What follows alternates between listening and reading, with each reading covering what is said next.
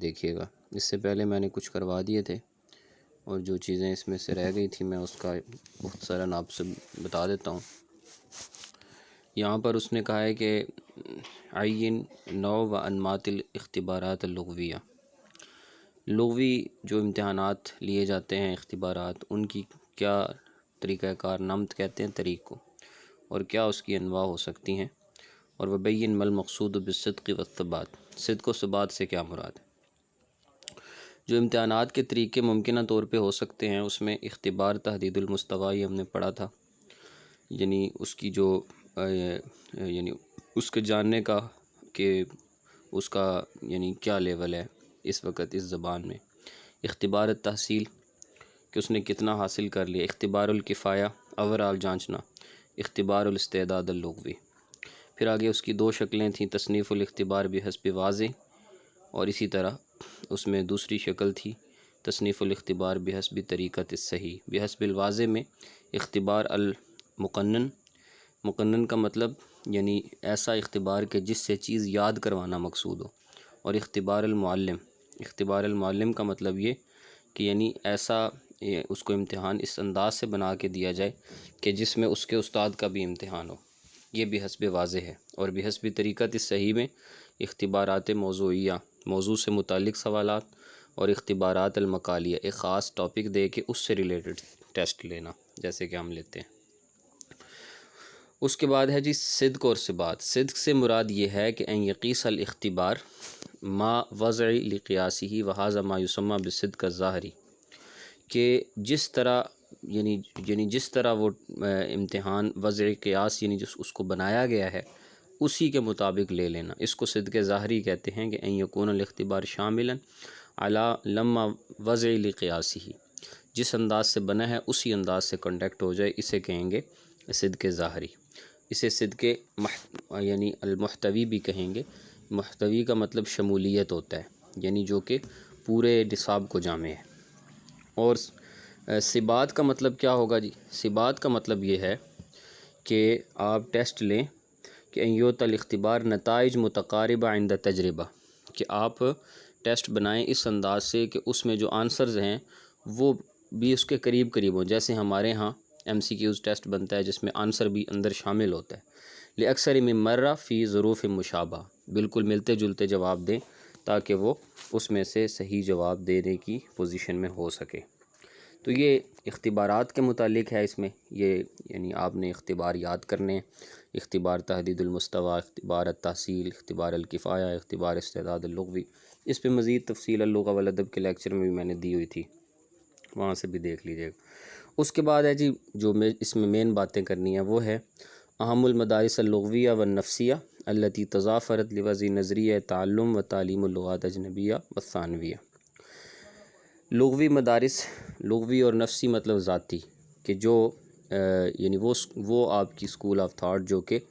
آپ کو لغات اجنبیہ اور لغات ثانیہ کی تعلیم و تعلم کے حوالہ سے جو ہے وہ آپ کو گنجائش فراہم کرتی ہے کہ آپ اس کو کیسے حاصل کریں گے۔ اس حوالے سے جو مدرسہ بنیویہ ہے، ٹھیک ہے جی، مدرسہ بنیویہ نے اس نے یہ کوشش کی ہے مال مدرسہ سلوکیہ نفسیہ۔ مدرسہ سلوکیہ نفسیہ کا مطلب کہ مدرسہ بنیویہ والوں نے باقاعدہ ایک ٹریننگ کے ذریعے ایک ٹیم تیار کی کہ جس کے تھرو انہوں نے یہ کوشش کیا ہے کہ ہم زبان کیسے منتقل کریں۔ اس میں فظہرت لنا احد اہم طرائق تعلم و تعلیم اللغات ہی الطریقہ السمعیہ الشفویہ، وہ ہے جی لسننگ، یعنی کسی کو کوئی چیز سنانا اور پھر اسی طریقے سے اس سے وہ چیز بلوانا، اسپیکنگ، السمعیہ الشفویہ۔ تو اس طریقے سے جو ہے وہ طریقہ وہ اس پہ نکالنا۔ ثم بعد ذلك ظہرت المدرسہ النفسیہ المعرفہ و تضافرت جہودہ لتعلم و تعلیم اللغات مع المدرسہ اللغویہ التحویلیہ فاہتمت باللغہ التواصلیہ۔ پھر اس کے بعد جو ہے وہ مدرسہ نفسیہ ظاہر ہوا، یعنی یہ ایک خاص قسم کی تنظیم تھی، انہوں نے اسے ٹرینڈ کیا کہ جس نے تعلیم اللغات مع المدرسہ لغویہ التحویلیہ، اس نے لغات تواصلیہ کا اہتمام کیا۔ لغات تواصلیہ کا مطلب یہ ہے کہ یعنی ایک ایسا طریقہ کار اختیار کرنا کہ جس کے ذریعے جو لغات اجنبیہ اور لغات تعلیمیہ اور لغات یعنی جو اپنی ذاتی زبان ہے ان کے درمیان تواصل کا طریقہ کار جو ہے اس کو اختیار کیا جائے۔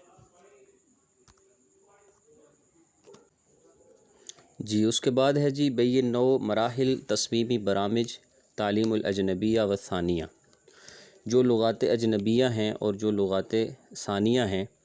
ان کے حوالہ سے ان کی جو تصمیم ہے، تصمیم کہتے ہیں کسی زبان کا پھیلاؤ کیسے کرنا ہے، اس کے لیے پلاننگ، تو اس حوالہ سے برامج کہتے ہیں پروگرام کو، کہ ایسے کون سے پروگرام ہیں اور ان کو کس انداز سے تشکیل دیا جا سکتا ہے۔ اولاً سب سے پہلے تو تحدید مستوى الدارس من خلال مقابلہ تجری للطلاب لمعرفت حاجتہ و خبراتہ۔ جو طالب علم ہے اس کی ذہنی صلاحیت اور اس کی ضرورت کے مطابق اس کا انٹرویو کرنا، مقابلہ کہتے ہیں انٹرویو کو، تاکہ اس کا جو ذہنی مستویٰ ہے، اس کا ذہنی لیول ہے، اس کو پہلے جانا جا سکے کہ ہم نے اس کو اجنبی یا ثانوی درجے کی کوئی زبان سکھانی ہے تو پہلے اس کا انٹرویو کرنا ہے، اس کو جاننا ہے کہ اس میں اتنی صلاحیت بھی ہے یا نہیں۔ نمبر 2، پھر اس کے بعد معرفہ دافعیت المتعلم، یعنی وہ چیز جس نے اس سٹوڈنٹ کو ابھارا ہے اس زبان کے حصول پہ، اس کو جاننے کی کوشش کرنا، وہ نفعیہ ام تکاملیہ، کہ وہ کوئی ذاتی اس کا انیشیٹو ہے شارٹ، یا کوئی اس کا بڑا ہدف ہے۔ نفعیہ کا مطلب کیا؟ نفیہ دراست اللغہ من اجل اہداف خاصہ، یعنی کوئی سیاسی ہدف لینا چاہتا ہے یا کوئی وہ اقتصادی یعنی تجارتی کوئی فائدہ اٹھانا چاہتا ہے، تو بس اس کے لیے وہ زبان سیکھ رہا ہے، اس کو کہیں گے نفعیہ۔ اور تکاملیہ میں یعنی ایسے انیشیٹوز ہوں گے، ایسے دوافع ہوں گے کہ التی تحرک دارس اللغہ الثانیہ الی تحقیق اہداف بعیدہ المدى والتواصل، کہ اس کے وہ دور کے اہداف ہوں گے، جیسے کوئی بندہ مطلب کہ وہ کسی ایجنسی میں بھرتی ہونا چاہتا ہے یا کسی ملک کی مخبری چاہتا ہے یا کوئی اس لیول کا بڑے لیول کا کوئی کام ہے، تو اس میں تو اگر تو وہ اب وہ کہتا ہے کہ فَإِنْ كَانَتْ تَكَامُلِيَّةً، اگر تو تکاملیہ میں مطلب وہ کام کرنا چاہتا ہے تو اس حوالہ سے آپ کیا کریں گے کہ تم تصمیم برنامج، آپ کو پراپر ایک پروگرام ڈیزائن کریں گے آپ، وَإِنْ كَانَتْ تَفْنَفِيَّةً، اور اگر صرف وہ منفعت جزوی منفعت کے لیے سیکھ رہا ہے تو تحدد المہارات التی يحتاجها، تو جتنی اس کی ضرورت ہے اتنی پلاننگ کر کے اس کو سکھا دیں گے۔ 20 نمبر جو سوال ہے یہ میں نے اس تفصیل سے کر دیا۔ 21 نمبر سوال اس سے بھی زیادہ اہم ہے، اور وہ ہے کہ ما وجہ الصلہ بین ابن جنی و دی سویسر وما اہم مقولاتہما، کہ ابن جنی اور دی سویسر کے درمیان کیا صلہ ہے اور کیا تعلق ہے، اور ان دونوں کے درمیان اقوالات کی صورت میں کیا تطابق پیش کیا جا سکتا ہے۔ کان اول من حاول وضع تعریفا للغہ ہوا ابن جنی، سب سے پہلے لغہ کی تعریف کرنے والا ابن جنی ہے، جس نے اپنی کتاب الخصائص کے مقدمہ میں تعریف کی تھی، اور یہ کتاب اس کی 4 ہجری کے اندر چھپی تھی۔ خاموش ہو جائیں، میں ریکارڈنگ پہ کر رہا ہوں، جو کہ 4 ہجری میں چھپی تھی۔ عندما ذهب یضع لها حدا بقوله، جس میں اس نے یہ کہا تھا کہ اما حدها فانها اصوات یعبر بها كل قوم عن اغراضهم، جو تعریف آپ نے آگے پڑھی ہوئی ہے بار بار۔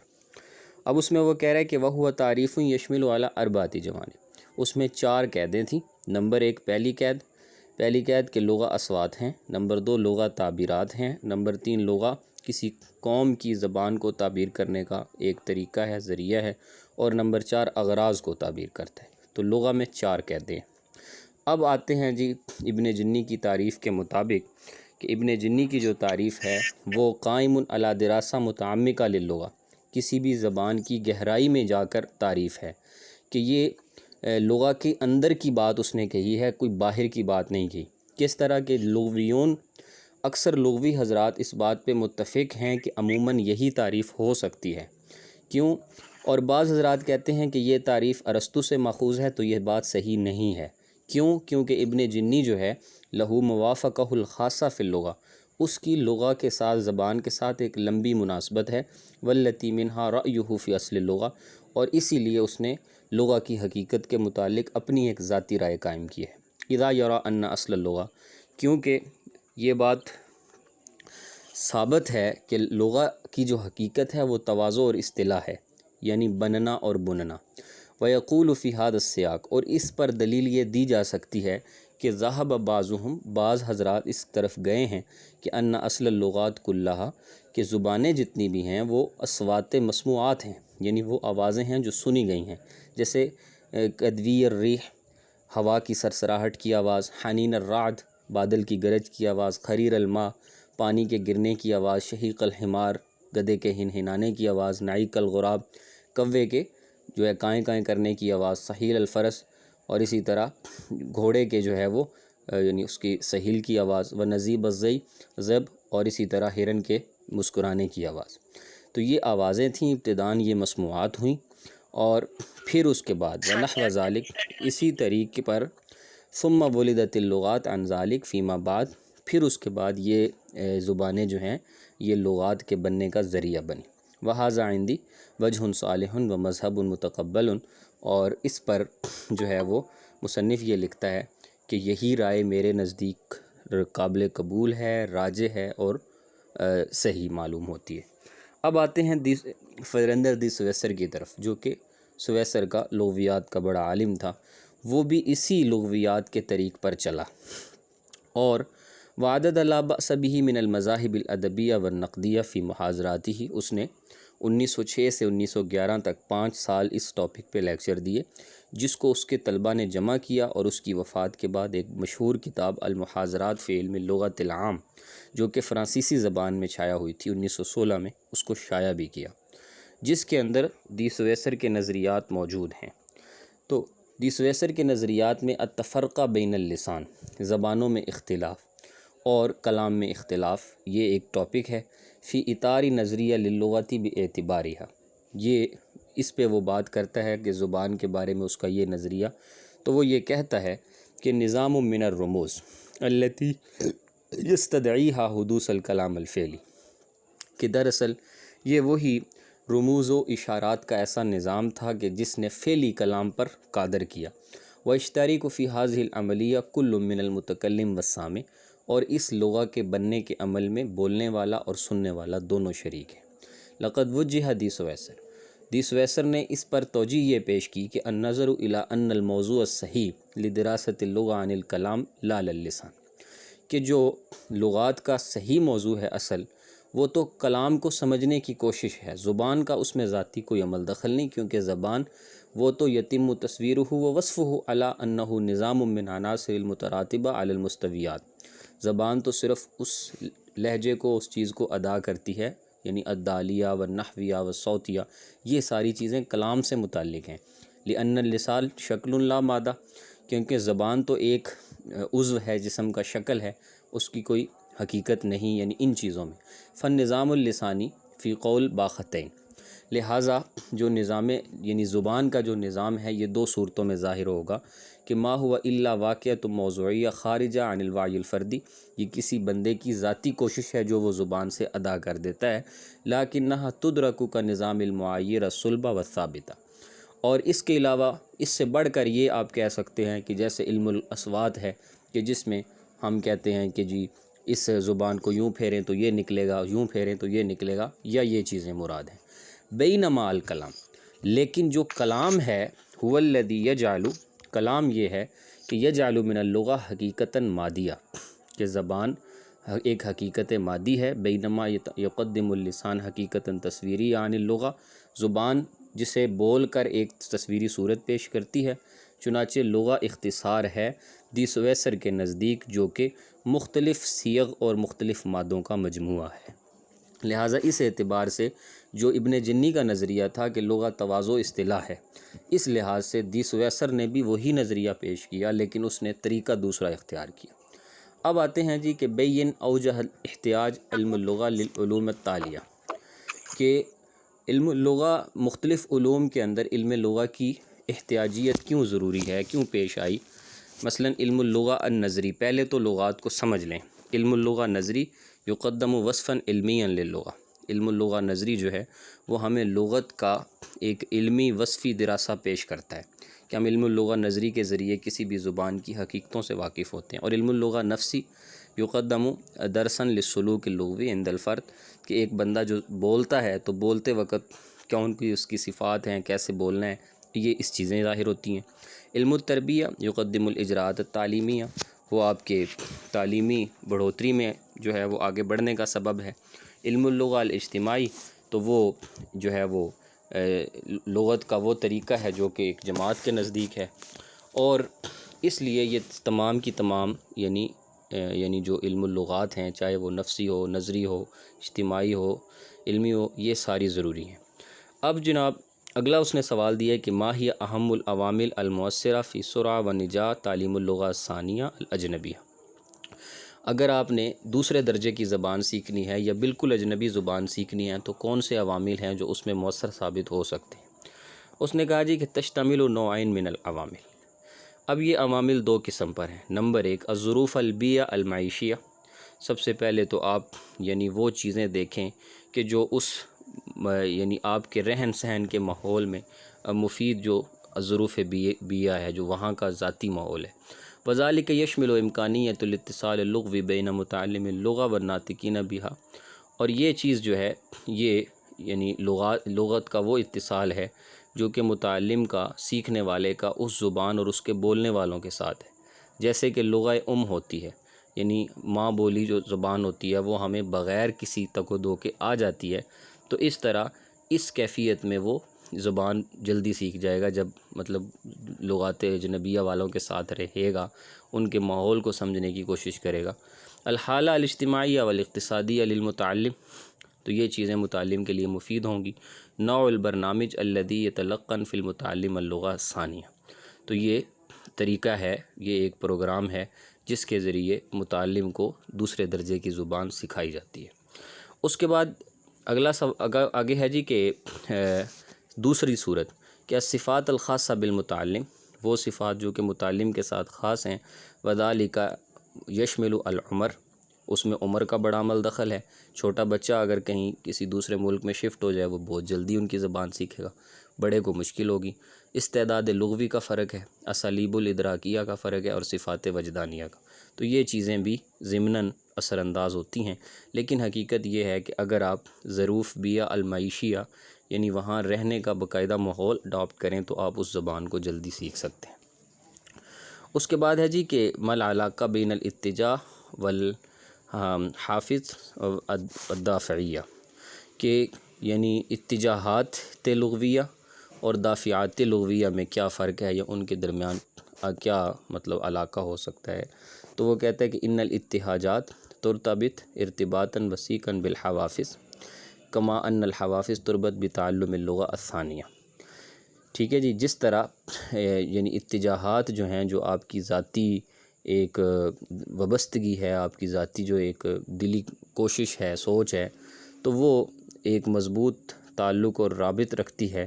یعنی کسی بھی زبان کے سیکھنے میں کامیابی حاصل کرنے کے حوالہ سے،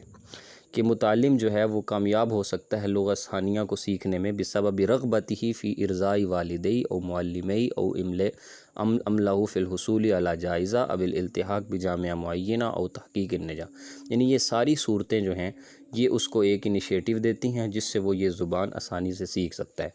وتختلف العلاقہ بین الاتجاہ والحافظ تبعا لنوع الحافظ، فالحافظ الاندماجی یقتضی اتجاہا ایجابیا من قبل المتعلم تجاہ المتحدثین باللغۃ المراد تعلمها، اما الحافظ النفعی فلا یقتضی بالضرورۃ ایجابیا لاتجاہہم، کہ اگر تو جو یعنی اس کو یعنی زبان سیکھنے کی جو اس کی احتیاجی ہے، اگر تو وہ کوئی ایسی ہے کہ جس کے اندر اسے کچھ چیز حاصل نہیں ہے، تو وہاں پر اس کی جو ذاتی یعنی خواہش ہوگی وہ اس قدر نہیں ہوگی۔ اما الحافظ النفعی، اگر وہاں نفع بھی ہے تو فلا یقتضی بالضرورہ ایجابیا اتجاہاتہم، تو اس صورت میں اسے اس کی طرف رغبت دلانے کی ضرورت ہی نہیں پڑے گی بلکہ خود بخود اس کی رغبت اس طرف آ جائے گی۔ اما الدافعیہ، اور جو دافعیت ہے فہی الرغبہ فی تحقیق النجاح او الوصول لمستوى المعین، وہ یعنی کامیابی حاصل کرنا اور مستوی معین کا حصول کی طرف رغبت ہے۔ فہی کما نلاحظ من التعریف تتضمن شعورا معنویا قد یکون من المتعلم او من خارجہ، اور وہ جو کامیابی کا جو شعور ہے، جو معنوی ایک اس کے اندر جو اس کی سوچ ہے، تو وہ اس کی ذاتی ہوتی ہے، جو کسی خارج کی طرف سے آتی ہے یا متعلم کی ذاتی ہوتی ہے۔ اس میں ماحول کا یا ان چیزوں کا کوئی عمل دخل نہیں۔ خلاصہ کلام اس کا یہ ہے کہ جو زبان اس نے سیکھنی ہے اس کی طرف جو اس کی اتجاہات ہیں، وہ اتجاہات یا تو پیدا کی جاتی ہیں یا پیدا ہوئی ہوتی ہیں۔ اگر وہ پیدا کی جاتی ہیں تو ان کو اتجاہات حوافظہ کہیں گے، اور اگر وہ ہوئی ہوئی ہیں تو ان کو دافعیہ کہیں گے۔ اس کے بعد ہے جی کہ ما دور السمات الشخصیہ فی عملیت تعلیم اللغات الثانیہ، کیا خصائص ہونے چاہیے زبان کے حوالہ سے۔ ان ابرز السمات الشخصیہ الذی حظیت بالدراسہ وبحث فی علاقتها بتعلم اللغات الثانیہ، تو اس میں ایک تو انفتاح الاجتماعی اور انطواء ذاتی التقمص، تین چیزیں ہونی چاہیے۔ انفتاح الاجتماعی کا مطلب یعنی معاشرے کے ساتھ میل جول، اس کی یعنی طبیعت کا اس کی طرف کھلا ہونا۔ انفتاح ذاتی، اس کی اپنی ذاتی طبیعت کے اندر وسعت ہو، پھیلاؤ ہو۔ اور التقمص کا مطلب کسی چیز کو حاصل کرنے کی اس میں لگن ہو۔ وقد وصفت متعلم اللغہ ثانیہ، ثانوی درجے کی زبان سیکھنے کا جو طالب علم ہے، اس کو ایسی شخصیت ہونا چاہیے جو انفتاحی ہو، بعدم تحفظ کما وصف بحب المغامرہ و کثرت الکلام، لوگوں میں بیٹھے باتیں کرے، ان سے سیکھے۔ اما المتعلم الانطوائی فقد وصف بالخجل والتحفظ والصمت۔ ويعتقد اکثر العلماء بأن الطالب ذو الشخصیہ انفتاحیہ افضل من الطالب الانطوائی، جو یعنی لوگوں میں گھلنے ملنے والا ہے، وہ اس طالب علم سے بہتر ہے جو کہ اپنے آپ کو ایک گھٹن میں رکھتا ہے لغات ثانیہ کے تعلم کے حوالے سے۔ اما التقمص وهو تغییر شخصیت الفرد الی شخصیت فرد آخر، وہ ہر ایک کا مختلف ہوتا ہے۔ وینتشر ذلك بین الاطفال ویزول تدریجا عند تقدمهم فی السن، اور وہ عمر کے حساب سے بچوں کی طرح بڑھتا ہے۔ فاغلب الدراسات لا تشیر الی وجود علاقہ بین التقمص و تعلم اللغہ الثانیہ، اس حوالے سے اس میں کوئی آپس کا تعلق نہیں ہے۔ اس کے بعد جی وظائف اللغہ، لغہ کے جو وظائف ہیں، اس حوالہ سے اس نے کہا ہے کہ وظیفۃ اللغہ الرئیسیہ، جو سب سے بڑی بات ہے زبان کے اندر، وہ ابن جنی نے اپنی تعریف میں ذکر کر دی ہے، اور وہ یہ ہے کہ لغہ اصوات ہیں جو کہ ہر قوم اپنی اغراض کو تعبیر کرنے کے لیے کرتی ہے، اور فہی التعبیر عن الاحاسیس، اور وہ آپ کی یعنی حسیات کو تعبیر کرنا ہے، افکارات کو نقل کرنا ہے متکلم کا مخاطب کی طرف۔ فہی وسیلہ التفاہم بین البشر، گویا کہ یہ یعنی بشریت کو، لوگوں کو سکھانے کا ایک وسیلہ ہے، اپنی بات سمجھانے کا۔ ومن وظائفها انہا تحفظ التراث الدینی، اور لغہ کے اہم جو امور ہیں، اس کی جو اہم ڈیوٹیز ہیں، اس میں تراث دینی کی حفاظت ہے، ثقافت مجتمع کی حفاظت ہے، اسی طریقے سے تصور الحضارات السابقہ و تجارب الامم الماضیہ، یہ ساری چیزیں لغہ کے ذریعے ہی محفوظ ہیں۔ کما تساعد الفرد علی تعدیل سلوکی، حتیٰ اسی طرح کسی بندے کی ذاتی حیثیت، اس حوالے سے بھی یہ چیزیں مفید ہیں، حتیٰ تناسب مع مجتمع و تعائش مع بیہ وکذالک بہا یستطیع الفرد تحلیل الافکار المشاہدہ، اس طرح ایک انسان کو یہ استطاعت فراہم کرتی ہے کہ وہ اپنے افکار کو، اپنے مشاہدات کو، اپنے ذہن میں آنے والی ترکیبوں کو، اور اپنی ذاتی جذبات کو، اپنے مشاعر کو الفاظ میں بیان کر سکے۔ تو یہ لغہ کا وظیفہ ہے۔ کلام اور لغہ میں فرق کیا ہے؟ یہ اہم سوال ہے جی، کلام اور لغہ میں فرق کیا ہے؟ لغہ جو ہے یہ نظام من العلامات المتواضع، مخصوص علامات کا نظام ہے، علیہا اعتباطً ویستخدمها الفرد للتعامل مع غیری، جبکہ کلام ہوا التحق الفعلی لتلک العلامات عند التخاطب، تو وہ ان علامات کو مخاطب کسی سے بات کرتے ہوئے ان کو افعالاً سر انجام دینا، یہ جو ہے یہ کلام کہلاتا ہے۔ اور کفایہ اور کفاءہ میں کیا فرق ہے؟ یہ بھی اہم مقام ہے۔ کفایہ کہتے ہیں التمکن من اللغہ، لغت پہ چھوٹا سا انحصار، یعنی القدرہ علی استعمال، یہ اتنا کہ بس اسے بول سکیں۔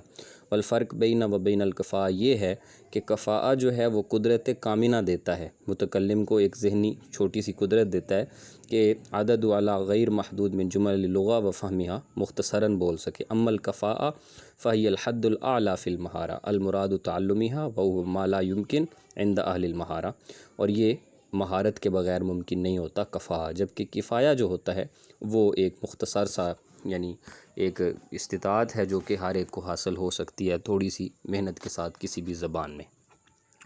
تخطیط لغوی کے کیا موضوعات ہو سکتے ہیں؟ تخطیط لغوی کیا ہے اور اس کے کیا موضوعات ہیں؟ تخطیط لغوی یہ ہے کسی بھی زبان کی حد بندی کرنا، یعنی تحدید اللغہ الرسمیہ للدولہ مثلا کسی ملک کے لیے اس کی رسمی زبان کا انتخاب، اسی طرح سیاسی حوالہ سے زبان کی تحدید، جیسے کہ مثلا اب اردو زبان کے حوالے سے انڈیا نے قانون سازی کی و طرق تنفیذیہ و تقییمیہ، اسی طرح تحدید مستوى اللغة المستعملة بین الفصحى والعامة، فصیح اور عامی زبان کا فرق کرنا، تحدید و تراکیب اللغہ، اس زبان کے قاعدے قانون، گرامر، مفردات، تراکیب وغیرہ بنانا، تو یہ ساری چیزیں تخطیط لغوی میں آتی ہیں۔ ومن اہم موضوعات تخطیط اللغوی فی حقل تعلیم اللغات، لغات کی تعلیم کے میادین میں لغوی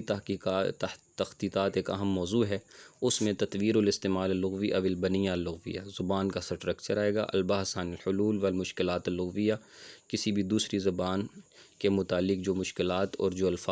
مشکل الفاظ آ رہے ہیں اس کے حوالہ سے انہیں حل کرنے کی کوشش اس میں آئے گی۔ البحث، اسی طرح تغلب علی مشکلات التعدد اللغوی، ٹھیک ہے جی، تعددات لغویہ میں مختلف زبانوں کے حوالہ سے جو آپ نے کس لفظ کو کس لفظ پر غالب کرنا ہے اور کیسے کرنا ہے، تو یہ جو ہے تخطیط لغوی میں آئے گا۔ اس کے بعد ہے جی کہ بین انواع و انماط التدریبات والاختبارات المستخدمہ فی مجال تعلیم اللغات، تعلیم لغات کے میدان میں جو مختلف آپ تدریبات یعنی پریکٹسز یا اختبارات استعمال کر سکتے ہیں سکھانے کے حوالہ سے، وہ کیا ہیں؟ اس میں تدریب التکرار، ٹھیک ہے جی، تکرار کے ذریعے زبان تدریب الاستبدال، ٹھیک ہے، یعنی کوئی لفظ مشکل ہے کسی زبان میں اس کو بدل کے آسان کرنا۔ تدریب التحویل، یعنی لفظ کو پھیر لینا، ایک معنی سے دوسرے معنی میں لے آنا۔ تدریب تکوین الاسئلہ،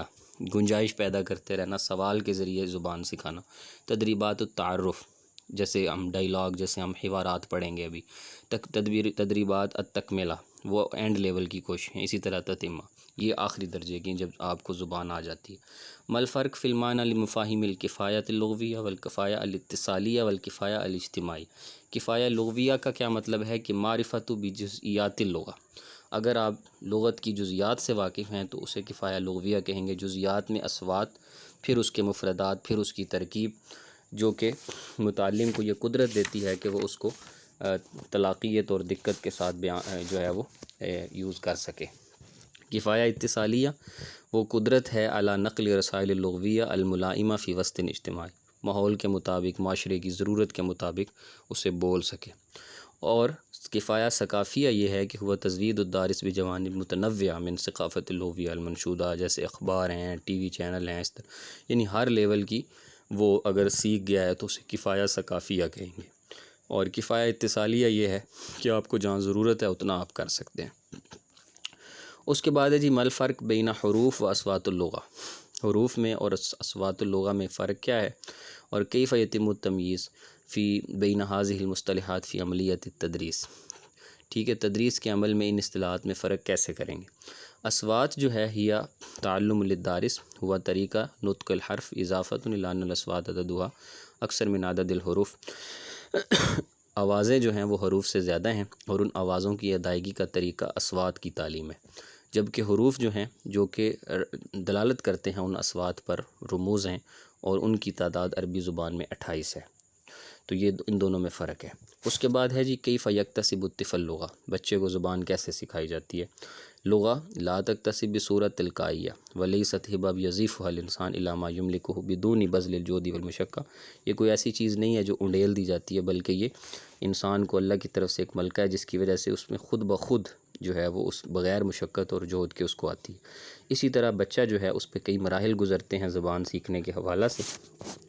دائماً سب سے پہلے یہ کہ اس کی جو اصل ہے وہ لغہ فرد، وہ ماں کی زبان ہے، کہ بچہ جو ہے وہ اپنے ابتدائی زمانہ میں جو کچھ سیکھتا ہے وہ ماں سے سیکھتا ہے، اور یہ مرحلہ جو ہے اس کا مراحل مبکرہ میں آتا ہے، اور اس کے آگے 2 مراحل ہیں۔ نمبر 1، پہلا مرحلہ یہ ہے کہ مرحلہ تمہید استعداد تشمل بدورہا، پہلا مرحلہ تمہید کہلاتا ہے، اس میں آگے پھر جو ہے وہ 3 مراحل ثانوی ہیں۔ مثلا فترۃ الصراع کہتے ہیں بچہ جب ماں کے پیٹ سے باہر آتا ہے اس وقت کا مرحلہ۔ تکون مجرد خروج ذالک، یہ وہ زمانہ ہے جب بچہ اپنی ماں کے پیٹ میں ہوتا ہے اور پیٹ سے آتا ہے، تو وہ تلک الصخرہ، یہ اس کو نقطۂ بدائیہ کہتے ہیں، بالکل ابتدا کا، اور اس میں بچہ جو ہے وہ صرف چیزوں کو اکتشاف کر رہا ہوتا ہے بغیر کسی اس کے، اور اپنی وہ ساری حاجات جو ہیں ان کو وہ تعبیر کرنے کے لیے صرف رو سکتا ہے، صراع کر سکتا ہے۔ پھر آتا ہے مناغات کا مرحلہ۔ مناغات یہ ہے کہ اس میں وہ غیر ارادی تلفظ کرتا ہے، صرف اپنے جو جہاز صوتی ہے اس سے وہ بولتا ہے، اور وہ جو بھی آواز ہوتی ہے وہ اس کے منہ تک آتی ہے۔ اس زمانے میں وہ صرف یہ کرتا ہے۔ تیسرا مرحلہ آتا ہے جی تقلید الاصوات المسموعہ، پھر وہ آوازیں سننے کی کوشش کرتا ہے۔ اس کے اندر وہ بچہ جو ہے وہ لغوی طور پر قادر ہوتا ہے کہ وہ آوازیں سنتا ہے، وَيُقَلِّدُهُ فِي التِّلَاوَةِ، اور اسے بولنے کی کوشش کرتا ہے، اور وہ فی هذه الفترہ یبدأ التعلم صحیح للغہ، اور اس میں وہ پھر آہستہ آہستہ صحیح بولنے لگتا ہے۔ پھر آتا ہے دوسرا مرحلہ جسے مرحلہ لغویہ کہتے ہیں۔ اس میں پہلے ہے مفردات کا مرحلہ کہ وہ ابتداً بچہ جو ہے وہ لغوی مفردات سیکھتا ہے، اور یہ عمر کا مرحلہ جو ہے وہ 2 سال سے لے کے 6 سال تک ہے۔ اور اسی طرح بعض مرتبہ وقت تزاد تلک الفترہ بمعرفہ، بچوں کے استعداد کے حوالے سے بڑھتا گھٹتا بھی رہتا ہے۔ پھر آتا ہے ترکیب جمل کا مرحلہ کہ اس مرحلے میں بچہ جو ہے وہ تکمیل الا بعد ان تکمیل الصور اللغویہ علی ذہن الطفل، اپنے ذہن میں اسٹرکچر بناتا ہے، مفردات کو اکٹھا کرتا ہے اور تھوڑا بہت بولنے کی کوشش کرتا ہے، یہاں تک کہ وہ صحیح جملے بنانے پہ قادر ہو جاتا ہے۔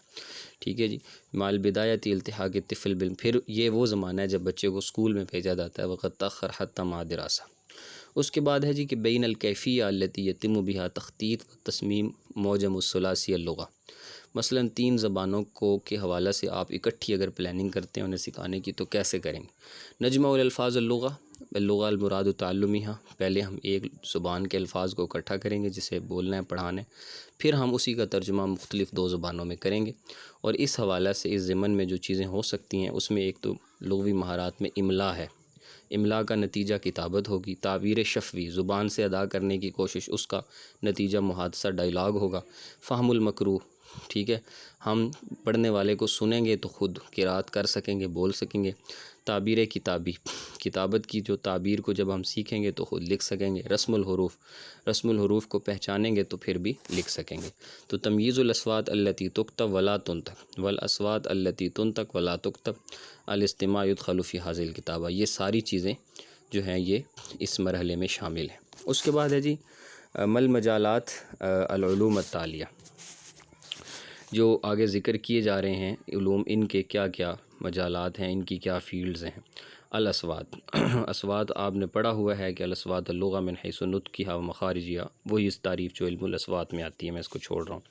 علم التراکیب، علم التراکیب میں یہ ہے کہ آپ جملے اعراب کے لحاظ سے صحیح طریقے سے بنانے کی کوشش کرتے ہیں۔ علم فیزیاء الصوت، فزیکلی زبانوں کے حوالہ کا علم، اس مرحلہ میں آپ زبان کو ادا کرنے کے انتقال الصوت فی الہوا، مخرج سے نکالنے کی جو کوشش ہے وہ ہے۔ علم معاجم جو ہے اس میں آپ اہتمام کرتے ہیں مفردات لغویہ کا، پھر ان کے ضبط کا، پھر ان کی تفسیر کا اور ان کے اشتقاق کا۔ علم الدلالہ، تو اس کے اندر آپ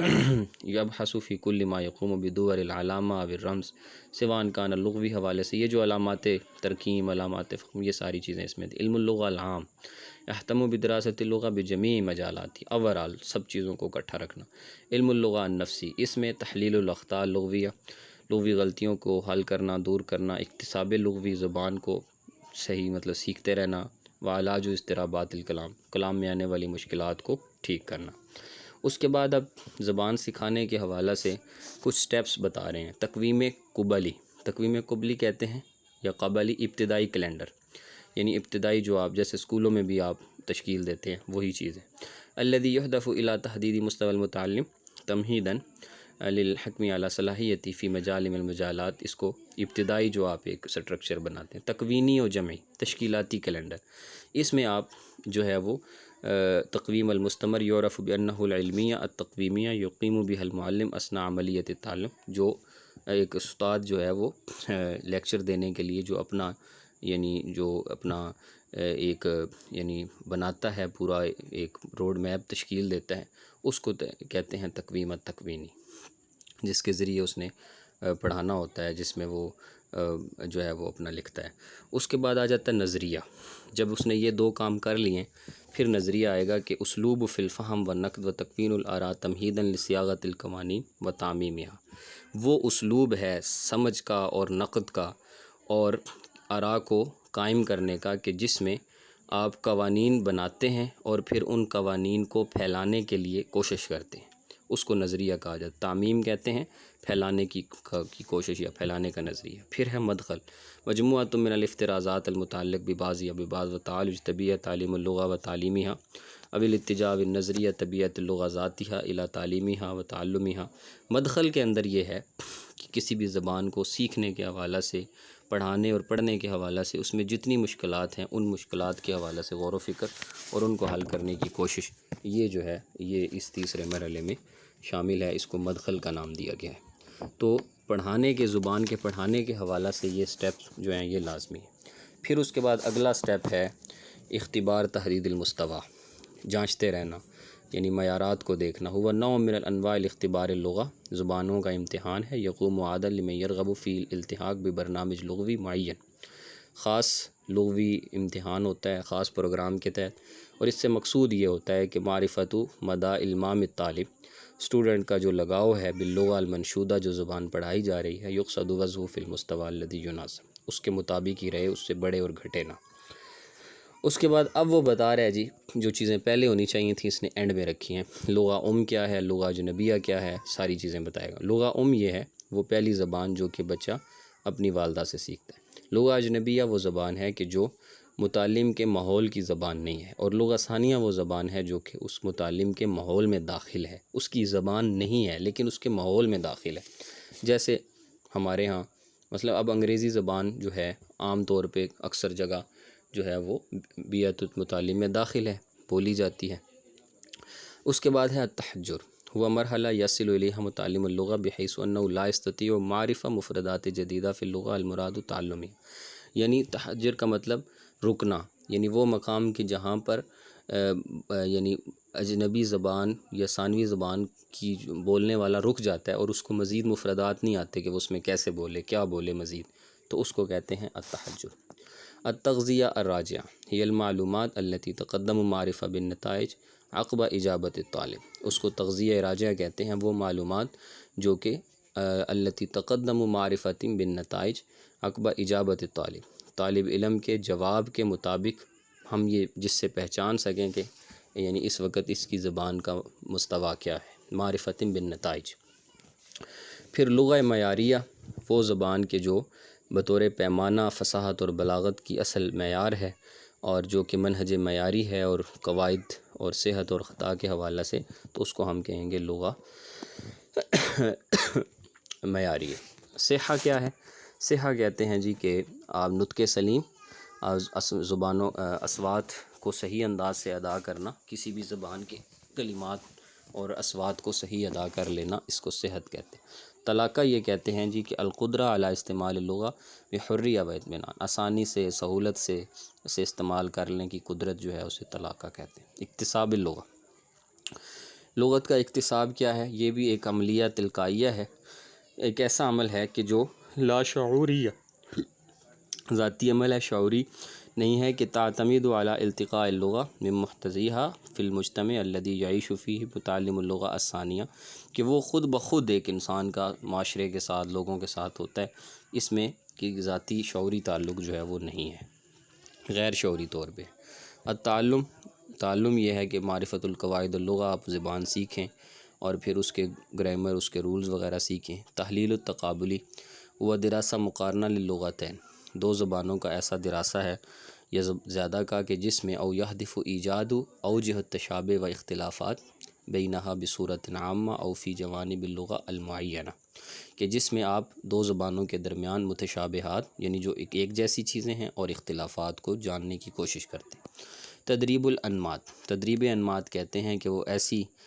تدریبات ہیں، وہ ایسی پریکٹسز ہیں کہ جو یتم فیہا تحکم التام باستجابت الدارس، جو اسٹوڈنٹ کا، پڑھنے والے کا خلاصہ نکال دیتی ہیں کہ یہ کتنا سیکھے گا اور اس نے کیا سیکھا ہے۔ تحلیل الاخطاء، غلطیوں کی درستگی ہے جی زبان کے حوالہ سے، کہ دارس اللغات الاجنبیہ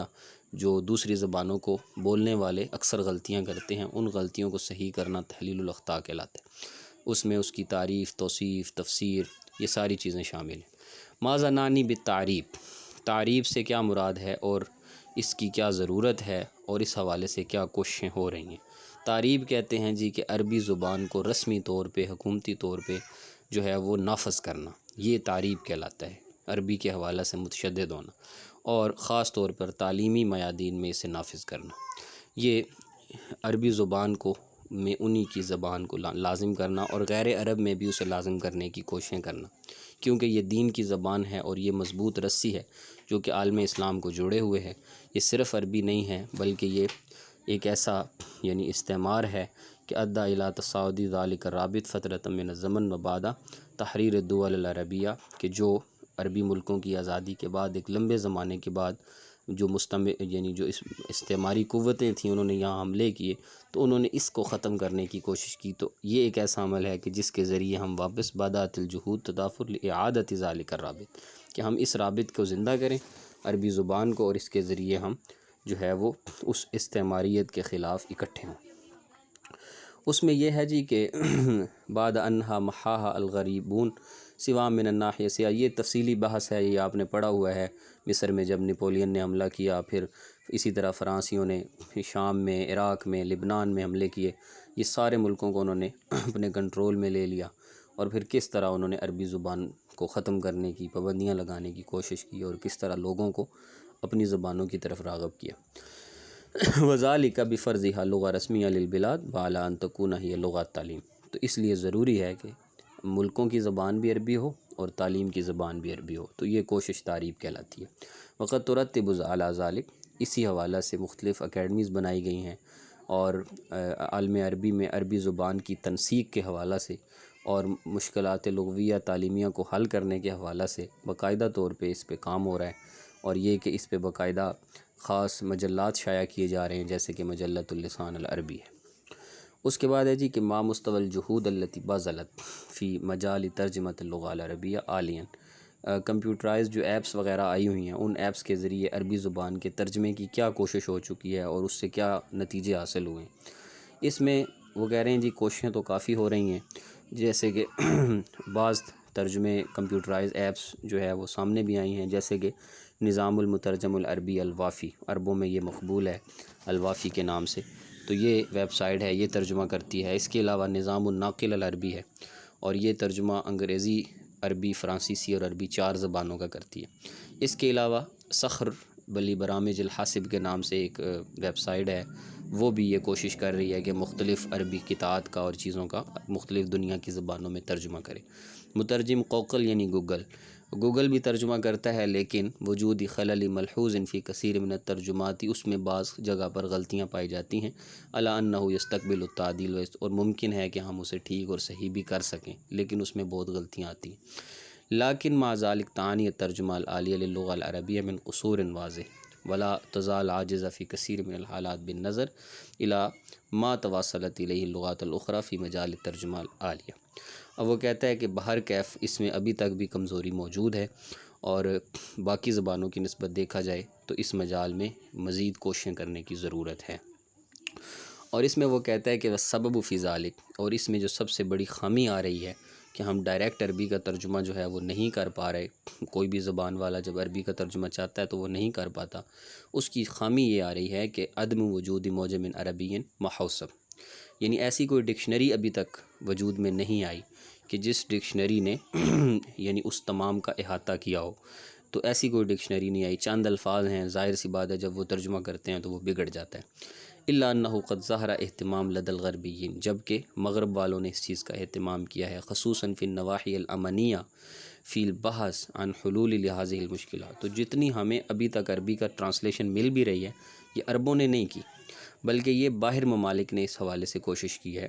اور انہوں نے عربی زبان کے تراجم کے حوالے سے جہاں جہاں انہیں ضرورت پیش آتی ہے تو وہ اس کی کوشش کر رہے ہیں، لیکن ضرورت اس امر کی ہے کہ ایک ایسی ڈکشنری ڈیجیٹل بنائی جائے کہ جو عربی تمام حروف اور تمام چیزوں کو جامع ہو، اور جب اس کو گوگل کے ساتھ اٹیچ کر دیا جائے تو پھر جو بھی ترجمہ عربی میں کیا جائے گا تو وہ صحیح، اس کا جواب جو ہے وہ صحیح انداز میں آ سکے گا۔ یہ ہے جی، باقی اگلی فائل تو آسان ہے۔